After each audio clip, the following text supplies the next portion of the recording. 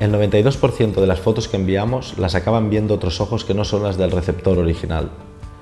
Los chicos y chicas de 6 años ya saben enviar imágenes a través de un chat. ¿Pero somos todos conscientes de qué pasa con estas imágenes? ¿Somos conscientes de que la red es para siempre? ¿Que lo que publiquemos o enviemos nos va a acompañar el resto de nuestra vida? ¿Somos conocedores de las consecuencias que nos puede traer a nivel laboral, a nivel académico, a nivel de rol social?